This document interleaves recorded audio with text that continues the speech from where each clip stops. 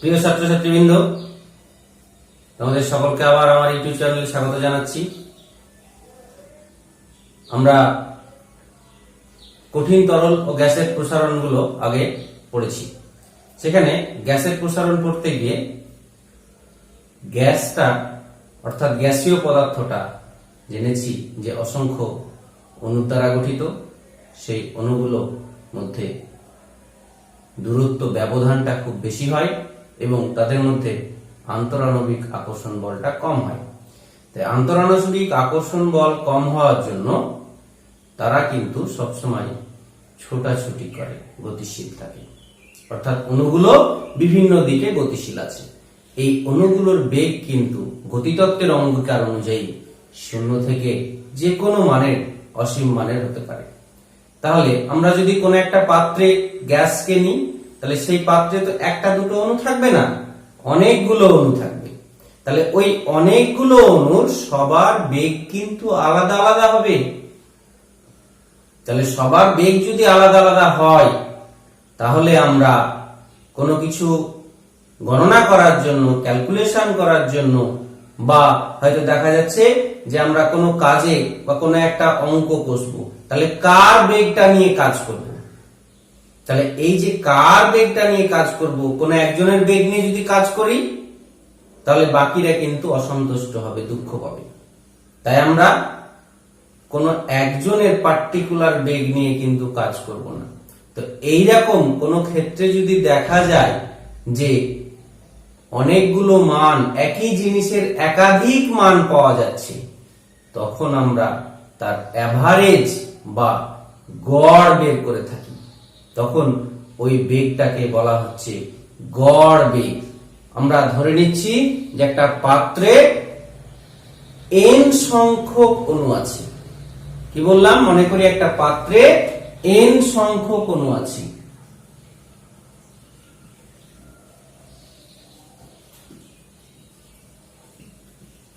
Capital N সংখ্যক অণু আছে, যাদের বেগ যথাক্রমে C1, C2, C3, Cn, অর্থাৎ 1 নম্বর অণুটা, যেটাকে আমরা 1 নম্বর অণু দ্বারা লেবেল করেছি, চিহ্নিত করেছি, তার C1, 2 নম্বর যেটাকে লেবেল করেছি C2, n নম্বর লেবেল করেছি সেটা হচ্ছে Cn। তাহলে এবার গড় বের করার নিয়ম কি বলো? গড় বের করার নিয়ম হচ্ছে আগে যে মানগুলো আছে সেই মানগুলোকে যোগ করো, যোগ করে সেই সংখ্যা দ্বারা ভাগ করো। কিরকম? তোমাদের যে তোমরা মাধ্যমিক পাস করেছো, 7টা বইয়ের নম্বর যখন গড় বের করতে, ভর্তির সময় যখন গড় লিখেছো, পার্সেন্টেজ লিখেছো, তখন কি করেছো? তখন ওই 7টা বইয়ের নম্বরকে যোগ করে 7 দিয়ে ভাগ করেছো। যে 7টা বই 7 দিয়ে ভাগ করেছো, ভাগ করে যেটা পেয়েছো সেটাই হচ্ছে তোমাদের কি? গড়, অ্যাভারেজ। বুঝতে গেছে? তাহলে এবার আমরা এখানেও অনেকগুলো বেগ আছে, তাহলে তার অ্যাভারেজ বের করব। তাহলে তার অ্যাভারেজ বের করতে গেলে আমরা কি করব? এই অণুগুলোর বেগকে যোগ করব, যোগ করে তার সংখ্যা দিয়ে ভাগ করব। সংখ্যাটা কত? আমরা কত সংখ্যা ধরেছি? n। তাহলে কি হলো? অণুগুলোর বেগ C1, C2, C3 আরো মাঝে অনেক আছে কিন্তু, তাহলে সবগুলোই অর্থাৎ C1, C2, C3 plus dot dot dot plus Cn, n দিয়ে ভাগ করছি। তাহলে এই বেগটাকে বলছি আমরা গড় বেগ, অ্যাভারেজ ভেলোসিটি। তাহলে কাকে বলে গড় বেগ? গড় বেগ কাকে বলে আমরা লিখব যে কোন একটা পাত্রে গ্যাস অণুগুলির বেগের সমষ্টিকে, কোন একটি পাত্রে গ্যাস অণুগুলির বেগের সমষ্টিকে তার অণুর সংখ্যা দ্বারা ভাগ করলে বেগের যে মান পাওয়া যায় তাকে বলা হচ্ছে গড় বেগ, অ্যাভারেজ ভেলোসিটি। বুঝতে গেছে? ক্লিয়ার? এটা কিন্তু বইয়ে লেখা নাই। বুঝতে গেছে? দেয় যে গড় বেগ কাকে বলে। তাহলে একটা সিম্পল তোমাদের যে কমন সেন্স, সেখান থেকে এটা কিন্তু গড়ের যে ধারণা, এভারেজের যে ধারণা, সেখান থেকে কিন্তু সংজ্ঞাটা দিতে পারবে। তাহলে আরো একবার বলছি, দেখো কি বললাম, যে একটা পাত্রে অবস্থিত অণুগুলির বেগের সমষ্টিকে অণুর সংখ্যা দ্বারা ভাগ করলে বেগের যে মান পাওয়া যায় তাকে বলা হচ্ছে গড় বেগ। এবার এখানে একটা সমস্যা দেখা দেয়। কি সমস্যাটা হচ্ছে যে বেগটা হচ্ছে ভেক্টর রাশি।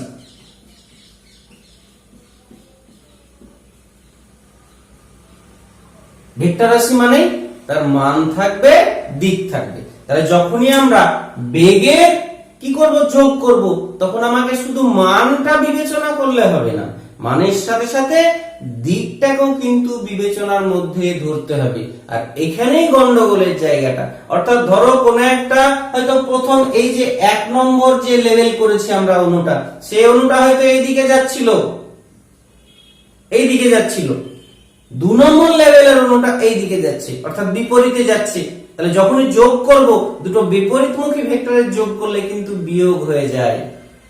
তাহলে কি হচ্ছে, যে এই যে যোগটা আমরা করেছিলাম, সেখানে কতগুলো বেগ যদি বিপরীত মুখে কাজ করে, বিপরীত দিকে গতিশীল হয় কণাগুলো, তাহলে সেইগুলো যোগের পরিবর্তে কিন্তু বিয়োগ হবে। তাহলে আলটিমেটলি উপরে যে যোগটা করেছিলাম, সেই যোগফলের মানটা কিন্তু কমে যাবে। তাহলে কমে গেলে যেটা গড় পাওয়ার কথা সেটা কিন্তু পাওয়া যাবে না, তার তুলনায় কম পাওয়া যাবে। তাই আমরা কি করি, এটাকে ওভারকাম করার জন্য, এটাকে আমরা এই যে সমস্যাটাকে সমাধান করার জন্য আমরা যেটা করি সেটা হচ্ছে ওই বেগের বর্গ করে নিই। তাহলে বেগের বর্গ, তাহলে বেগ যদি মাইনাসও হয় কোনো বেগটা, অর্থাৎ বিপরীত দিকের বেগটা যদি মাইনাসও হয়, তাহলে মাইনাসের বর্গ করলে আমরা কি জানি, যে -2 এর বর্গ করব, তাহলে এটা কি হয়ে যাবে, +4 হয়ে যাবে। তাহলে সেই রকমই ওই বেগটা যেটা বিপরীত দিকে মাইনাস বেগ, সেটার বর্গ করলে এটা কিন্তু প্লাস হয়ে যাবে। তাহলে ওই সমস্যাটা যেটা বিয়োগ হয়ে যাচ্ছিল সেটা কিন্তু হবে না। তাহলে সেক্ষেত্রে কি করছি আমরা, সেক্ষেত্রে আমরা যেটা করছি যে ওই বেগগুলোকে, প্রত্যেকটা বেগকে বর্গ করে তার সমষ্টি করছি, দিয়ে অণুর সংখ্যা দ্বারা ভাগ করছি। তাহলে সেটাকে বলবো আমরা গড় বর্গ বেগ।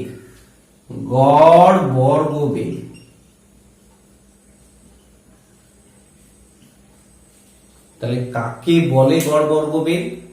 কি লিখবো আমরা, যে কোনো আবদ্ধ গ্যাস পাত্রে, আমরা যদি কোনো পাত্রকে আবদ্ধ না রাখি তাহলে অণুগুলো থাকবে না, বেরিয়ে যাবে। তাই আমরা বলছি কোন আবদ্ধ গ্যাস পাত্রে অবস্থিত অণুগুলির বেগে কি করেছি আমরা, কি নিয়েছি, এগুলো বর্গ করেছি, তার যোগ করেছি। যোগ মানে কি, সমষ্টি। তাহলে বেগের বর্গের সমষ্টিকে অণুর সংখ্যা দ্বারা ভাগ করলে বেগের যে মান পাওয়া যায় তাকে বলা হচ্ছে গড় বর্গ বেগ। আরো একবার, কোন আবদ্ধ গ্যাস পাত্রে অবস্থিত অণুগুলির বেগের বর্গের সমষ্টিকে অণুর সংখ্যা দ্বারা ভাগ করলে বেগের যে মান পাওয়া যায় তাকে বলা হচ্ছে গড় বর্গ বেগ। তাহলে এবার এই সংজ্ঞাটা কিন্তু তোমাদের লেখার সময় সংজ্ঞাটা, ভাষাটা আগে লিখতে হবে, লিখে এইটুকু লিখে এই জিনিসটা লিখতে হবে। যদি বর্গবেগের সংজ্ঞা চাই তাহলে প্রথমে যে ভাষাটা লিখলাম সেটা লিখতে হবে, লিখার পরে তখন এখান থেকে লিখে আমরা এইটুকুটা লিখতে হবে, তবে তোমার সংজ্ঞাটা লেখা হবে।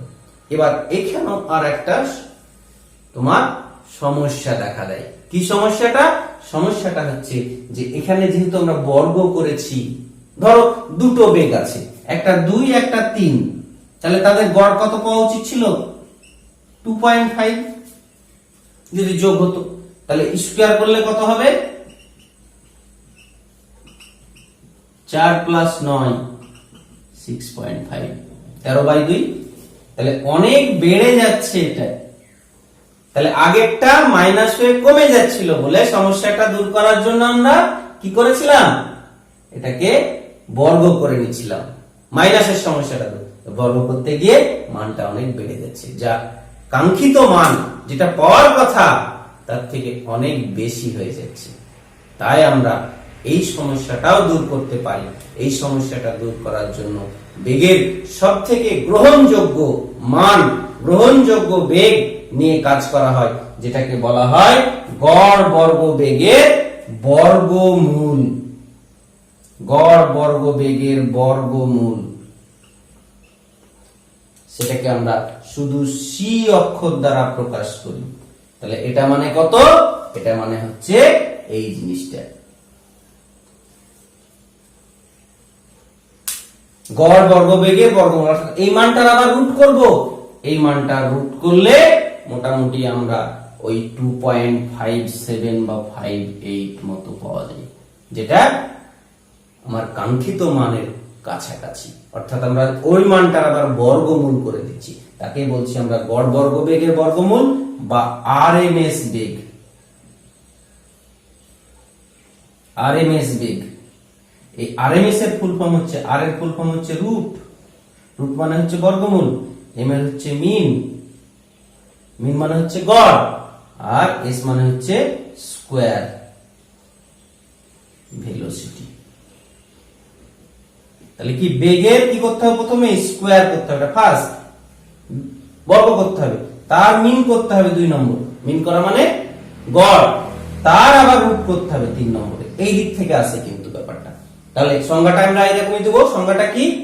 যে কোন আবদ্ধ গ্যাস পাত্রে, কোন আবদ্ধ গ্যাস পাত্রে অবস্থিত গ্যাস অণুগুলির বেগের বর্গের সমষ্টিকে তার অণুর সংখ্যা দ্বারা ভাগ করে, অণুর সংখ্যা দ্বারা ভাগ করে তার বর্গমূল করলে বেগের যে মান পাওয়া যায় তাকে বলা হয় আরএমএস বেগ বা গড় বর্গ বেগের বর্গমূল। ক্লিয়ার? আর একবার বলছি, দেখো তাহলে কি বললাম? কোন আবদ্ধ গ্যাস পাত্রে অবস্থিত গ্যাস অণুগুলির বেগের বর্গের সমষ্টিকে অণুর সংখ্যা দ্বারা ভাগ করে তার বর্গমূল করলে বেগের যে মান পাওয়া যায় তাকে বলা হচ্ছে গড় বর্গ বেগের বর্গমূল বা আরএমএস বেগ। বুঝতে পারা গেছে? তাহলে এই যে আমরা এটা পেলাম, তাহলে এই জিনিসটাকে আমরা এরকমটা লিখতে পারি। কিরকম লিখতে পারি? দেখো এখানে সি এর মান হচ্ছে এটা, তাহলে এইদিকে রুটটা যদি তুলে দিই তাহলে এদিকে কি হয়ে যাবে?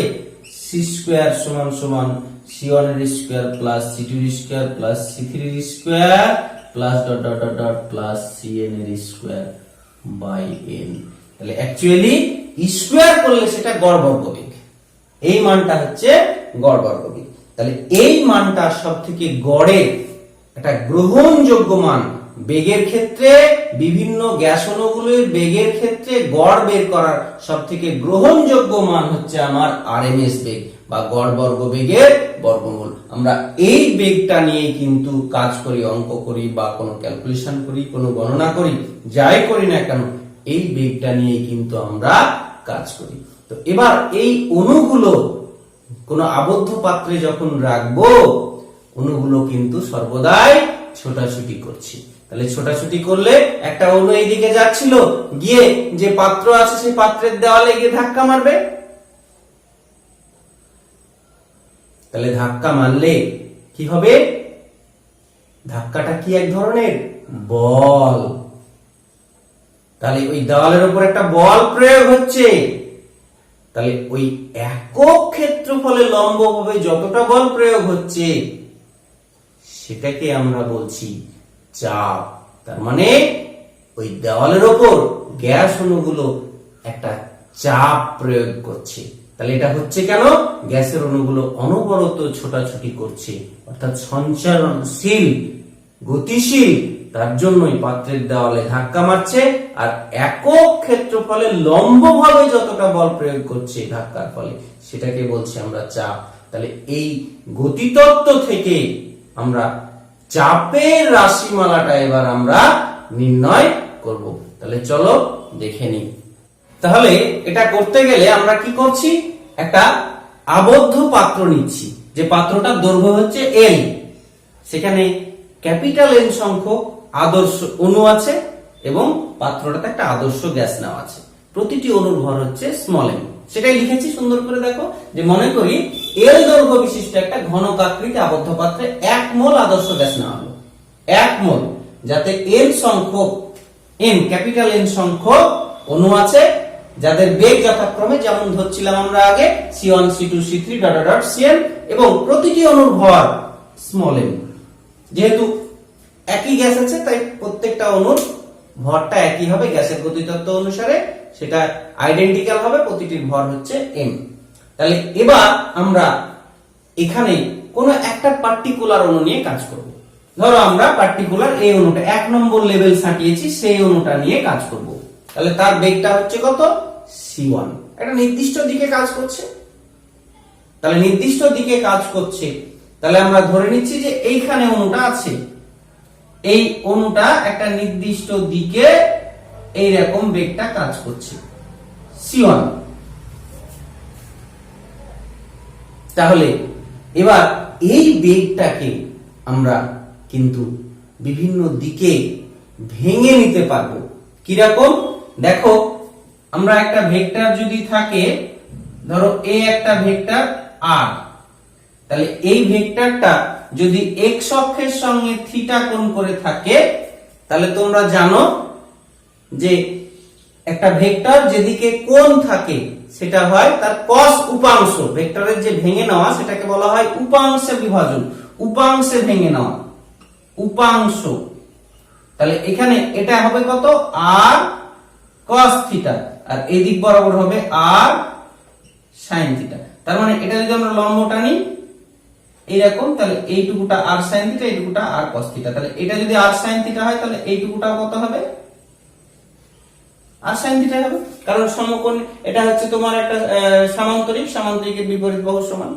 তাহলে এই যে একটা, এটা একটা কি হয়ে গেল, এটা একটা সমকোণী ত্রিভুজ হয়ে গেল, যার এটা ভূমি, এটা লম্ব, আর এটা হচ্ছে কি অতিভুজ। তাহলে এটাকে এই যে x অক্ষের উপাংশটাকে আমরা rx বলি, আর y অক্ষের উপাংশটাকে আমরা ry বলি। তাহলে যদি আমরা এটা আর এটা স্কয়ার করে যোগ করি, দেখো কি হবে, rx এর স্কয়ার প্লাস ry এর স্কয়ার সমান সমান rx মানে কত, r sin থিটা, প্লাস এটা মানে কত, r cos থিটা। তাহলে এর স্কয়ার করছি আমরা, তাহলে এখানে r স্কয়ার কমন আসবে, sin square theta plus cos square theta, তার মানে r স্কয়ার ইনটু 1 মানে r স্কয়ার। তাহলে ওই যে মানটা, যে ভেক্টরটাকে আমরা দুটো ভাগে ভাগ করলাম, সে তার স্কয়ারটা হবে ওই দুটো ভাগের স্কয়ারের সমষ্টি। তাহলে দুটো না থেকে যদি তিনটে থাকতো, তাহলে তিনটেরই সমষ্টি হতো। যদি কোনো একটা জিনিস বা ভেক্টর x y z তিনটে অক্ষ বরাবরই থাকে, তাহলে সেক্ষেত্রে তার সমষ্টিটা হবে তিনটেরই কি সমষ্টি। তাহলে এবারে দেখো আমরা এই যে বেগটা নিয়েছি, কোন কণাটার, ওই 1 নম্বর লেভেল সাটা কণাটার যে বেগ নিয়েছে একটা নির্দিষ্ট, ওই বেগটা একটা নির্দিষ্ট দিকে কাজ করছে। তাহলে ওই বেগটাকে আমরা তিনটে দিকে, তিনটে অক্ষ বরাবর উপাংশে ভাঙতে পারবো। সেই বেগের তিনটে দিক বরাবর, x অক্ষ বরাবর, y অক্ষ বরাবর, z অক্ষ বরাবর বেগটাকে আমরা ভেঙে নিচ্ছি। x অক্ষ বরাবর যে বেগটা, x অক্ষের সমান্তরাল লাইন, সেটাকে বলছি u1। y অক্ষ বরাবর যে বেগটা, y অক্ষের সমান্তরাল লাইন, সেটাকে বলছি v1। আর z অক্ষ বরাবর যে বেগটা, এই বেগটার উপাংশ, সেটাকে বলছি w1। তাহলে আমরা লিখতেই পারবো এই নিয়ম অনুযায়ী, অর্থাৎ ভেক্টরটার স্কয়ার সমান সমান উপাংশগুলোর স্কয়ারের সমষ্টি। তাহলে ভেক্টরটার স্কয়ার, এই বেগটা c1, তাহলে এটার উপাংশগুলির বেগের সমষ্টি হিসাবে আমরা লিখতে পারবো, ডট ডট ডট 1 দিয়ে দিলাম। বোঝা গেছে? এই যে বেগটাকে আমরা তিনটে উপাংশে ভেঙে নিলাম কেন বলতো? কারণ হচ্ছে ওই নির্দিষ্ট দিকের বেগটা নিয়ে আমরা আর কাজ করব না, একটা যে কোনো দিকের বেগ নিয়ে কাজ করব, কিন্তু সেটা x অক্ষ বরাবর বেগটা কি u1। তাহলে আমরা যদি শুধু x অক্ষ বরাবর বেগটা নিয়ে এখন ভাবি, বাকি বেগগুলো নিয়ে আমরা আর ভাবছি না, শুধু x অক্ষ বরাবর বেগটা নিয়ে ভাবছি। তাহলে x অক্ষ বরাবর কি বেগে যাচ্ছে, m ভরের কণাটা, প্রতিটি কণার ভর m ভরের কণাটা কি বেগে যাচ্ছে, u1 বেগে। তাহলে u1 বেগে গেল, গিয়ে কি করবে, ওই x অক্ষের সঙ্গে যে লম্ব তল আছে, কোন তলটা, এই যে এখানে ইন্ডিকেট করেছি আমরা, এই যে তলটা, এটার নাম দিয়েছি a তল, এই তলে গিয়ে ধাক্কা মারবে।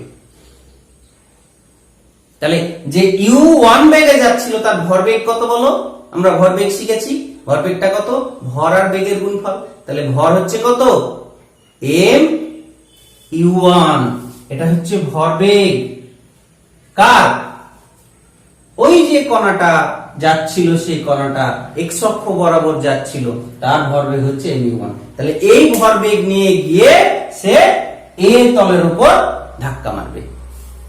ধাক্কা মারলে তলের সঙ্গে ওর সংঘাত হবে, সংঘাতটা হবে পূর্ণ স্থিতিস্থাপক।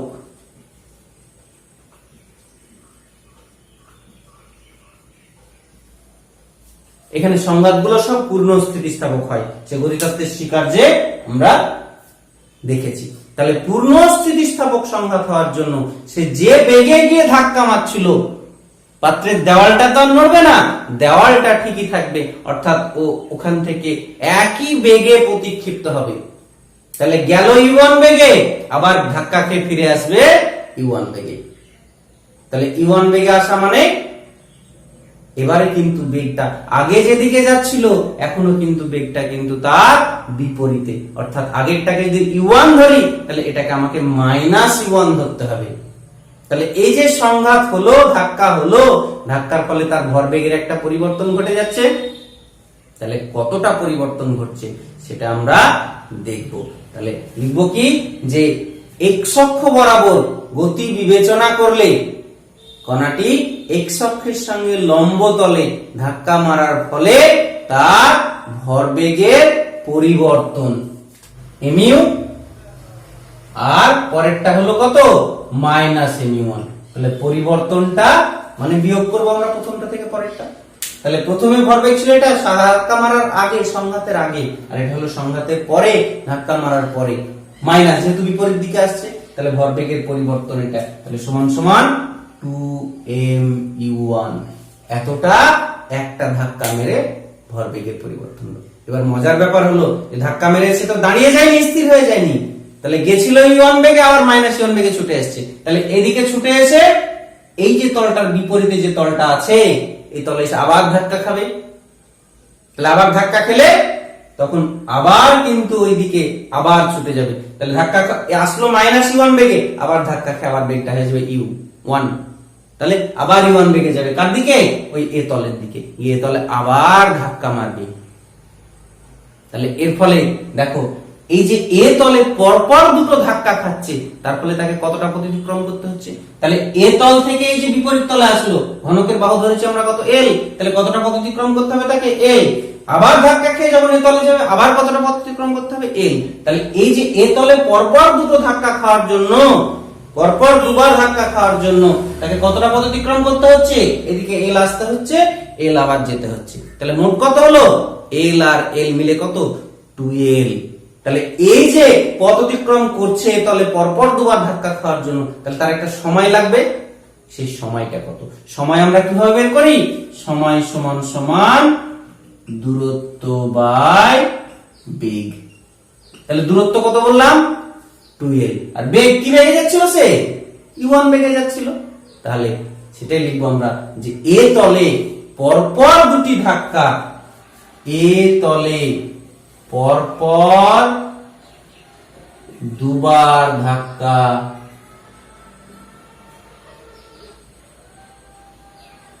খাওয়ার জন্য সময়ের ব্যবধান সমান সমান আমার দূরত্বটা হচ্ছে 2l, আর বেগটা হচ্ছে আমার u1, কারণ আমরা শুধু x অক্ষ বরাবর বেগ নিয়েই কাজ করছি।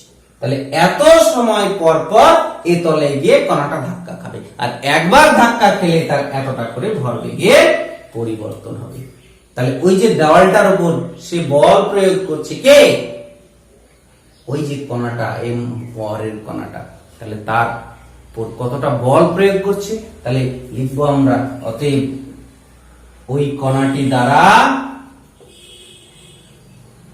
এ তলের উপর লম্বভাবে প্রযুক্ত বল সমান সমান আমরা বল ইকুয়াল টু কি জানি, ভরবেগের পরিবর্তন বাই সময়। ভরবেগের পরিবর্তনকে যদি সময় দিয়ে ভাগ করি তবেই বল পাই। তাহলে ভরবেগের পরিবর্তনটা কত? ভরবেগের পরিবর্তনটা হচ্ছে 2m u1 আর সময়টা কত পেলাম আমরা? 2l/u1। তাহলে 2 কেটে গেল সমান সমান m u1 এর স্কয়ার বাই l। তাহলে এতটা বল প্রয়োগ করলো কার উপরে? ওই এ তলটার উপর। কোন তলটা? যেটা x অক্ষের সঙ্গে লম্বভাবে আছে। x অক্ষের সঙ্গে যেটা লম্বভাবে আছে আর কণাটা x অক্ষ বরাবরই যাচ্ছিল, গিয়ে তলটার উপর ধাক্কা মেরেছে, বল প্রয়োগ করেছে। আর আমরা জানি যে একক ক্ষেত্রফলের উপর লম্বভাবে যতটা বল প্রযুক্ত হয় সেটাই হচ্ছে কি? চাপ। তাহলে এবার আমরা তাহলে একক ক্ষেত্রফলের উপর লম্বভাবে যতটা বল, তার মানে চাপ সমান সমান কি হবে? বল বাই ক্ষেত্রফল। তাহলে এবার আমরা ওই এ তলের উপর ওই কণাটার দ্বারা, একটি কণার দ্বারা প্রযুক্ত চাপ সেটা দেখে নেব কত হচ্ছে, বল বাই ক্ষেত্রফল। তাহলে বলটা কত দেখলাম আমরা? এক্ষুনি দেখলাম m u1 এর স্কয়ার বাই l বাই ক্ষেত্রফল। তাহলে এই যে তলটা আমরা কি নিয়েছি? একটা ঘনক। তাহলে ঘনকের প্রত্যেকটা তল হচ্ছে কি? বর্গাকার। তাহলে এইদিকেও l, এইদিকেও l। তাহলে ক্ষেত্রফল কত হবে? l স্কয়ার, বর্গক্ষেত্রের ক্ষেত্রফল সমান সমান m u1 এর স্কয়ার বাই এই l আর l স্কয়ার গুণ হয়ে গিয়ে l কিউব। l কিউবটা আবার কি তোমরা জানো? ঘনকের আয়তন। বাহুর কিউব মানে কি? আয়তন। তাহলে সেটাকে আমরা ধরে নিচ্ছি যে m u1 এর কিউব স্কয়ার বাই v, যেখানে আমরা কি ধরলাম? l কিউব সমান সমান ঘনকের আয়তন সমান সমান v ধরি। তাহলে এটা আমরা ধরে নিলাম। এবার হচ্ছে যে ওই পাত্রটাতে তো একটাই অণু ছিল না, একটা অণু এতটা চাপ প্রয়োগ করলো, তাহলে n সংখ্যক অণু আছে। তাহলে সবার বেগ যদি বিবেচনা করি আমরা, তাহলে কি হবে? সবাই ওই তলটার উপর চাপ প্রয়োগ করবে। তাহলে সবার চাপগুলো কত হবে? আর চাপটা হচ্ছে স্কেলার রাশি, তাই আমরা যোগ করব। অর্থাৎ আমরা টোটাল x অক্ষ বরাবর গতিটা, সমস্ত কণার x অক্ষ বরাবর গতিটা বিবেচনা করলে এ তলের উপর মোট চাপ, দেখো সবার m/v, ভর আর পাত্রটার আয়তনটা একই, শুধু চেঞ্জ হবে কি? u1। তাহলে আমরা c2 এর জন্য কি হবে? u2, c3 এর জন্য u3, cn এর জন্য un। তাহলে সবার জন্য এগুলো আসবে। তাহলে আমরা কি লিখব? যে এবার লিখব যে সমস্ত কণাগুলির x অক্ষ বরাবর গতি বিবেচনা করলে এ তলের উপর প্রযুক্ত মোট চাপ, সেটাকে আমরা বলছি px সমান সমান m/v, টা একই থাকলো, u1 স্কয়ার প্রথম কণাটার, দ্বিতীয় কণাটার u2 square plus dot dot dot plus un square. তাহলে এই গেল আমার x অক্ষ বরাবর গতিশীলতার জন্য x অক্ষের সঙ্গে যে লম্ব তলটা তার উপর প্রযুক্ত মোট চাপ। অনুরূপে আমরা y অক্ষ বরাবর বেগ বিবেচনা যদি করি, z অক্ষ বরাবর বেগ বিবেচনা করি, তাহলে ওই অক্ষগুলোর সঙ্গে লম্ব যে তল তার উপরেও কিন্তু আমরা কি পেয়ে যাব? চাপটা পেয়ে যাব। সেটা লিখবো যে অনুরূপে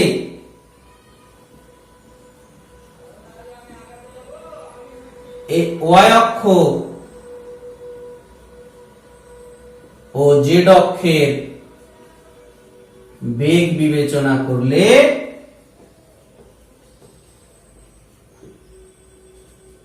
y ও z অক্ষের সঙ্গে লম্বভাবে অবস্থিত তলের উপর প্রযুক্ত চাপ, প্রযুক্ত মোট চাপ যথাক্রমে,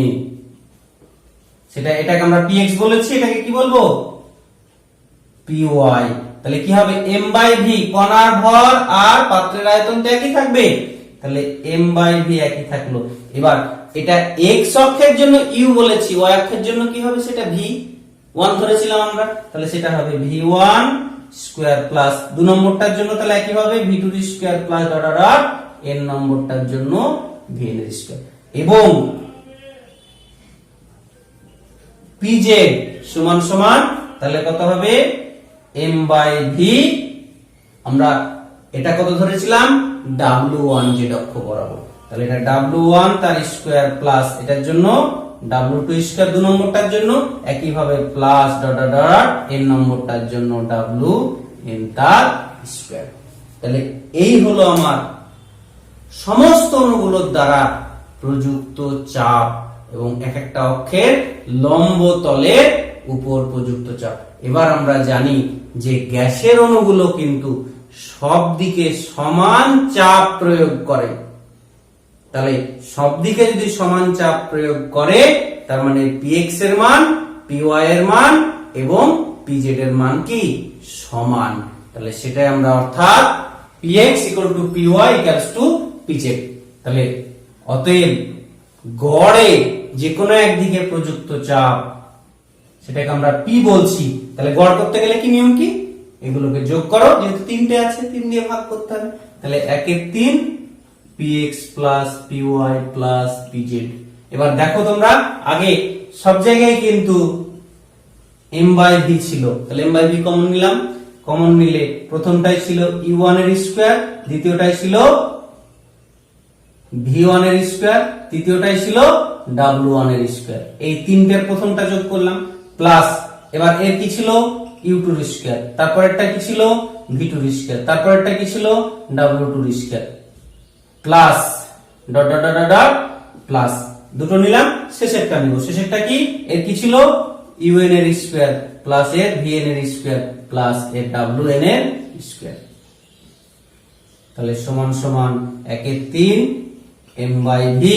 এবার দেখো একদম প্রথমে 1 নম্বর সমীকরণ যেটা দিয়েছি সেটা দেখো কি ছিল, যে 1 নম্বর সমীকরণটা ছিল যে c1 এর স্কয়ার ইকুয়ালস টু u1 এর স্কয়ার প্লাস v1 এর স্কয়ার প্লাস w1 এর স্কয়ার, মনে পড়ছে?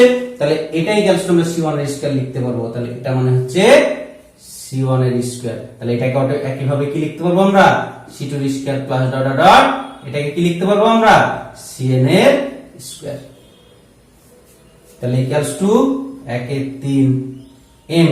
এবার আমরা m দিয়ে উপর নিচে গুণ করছি, ক্যাপিটাল M উপরেও গুণ করলাম আবার নিচেও গুণ করব,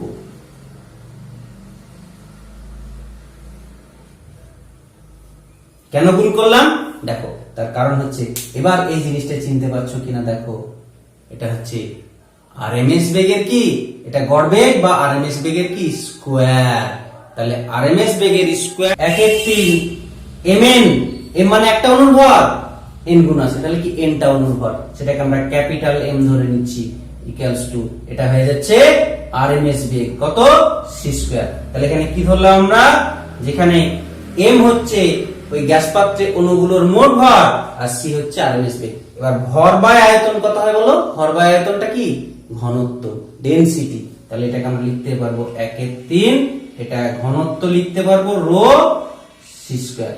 তাহলে এই হচ্ছে আমার গতিতত্ত্ব অনুসারে চাপের রাশিমালা।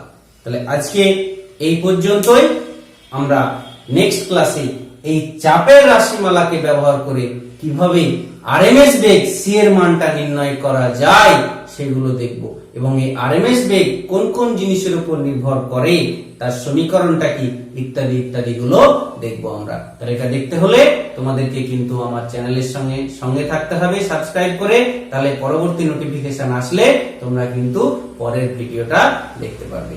ভালো থাকো, সুস্থ থাকো, আবার পরের ক্লাসে